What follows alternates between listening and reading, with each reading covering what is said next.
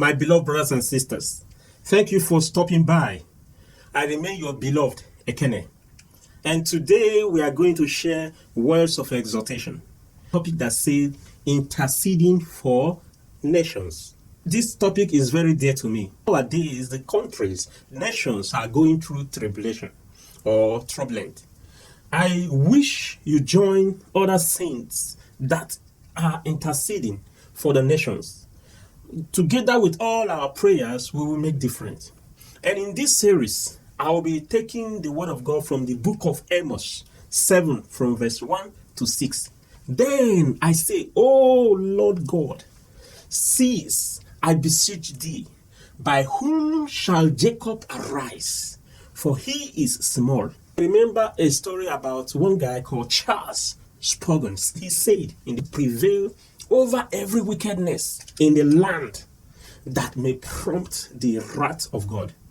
So the intercessors are to stand between God and the people, appeasing God on behalf of the people and the land.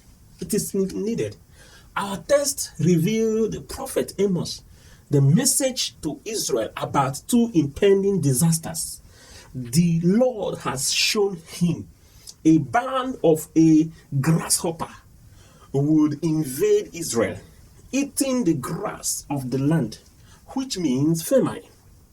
The second disaster was a judgment of fire. If you go to Amos 7 verse 4, the two visions provoked the prophet to plead twice with the Lord to forgive. Amos played his part through intercession, and heaven responded immediately, because God has no pleasure in the death of sinners. Even though, so we have a major role today in our world that is dealing from God's purpose, plan, and program.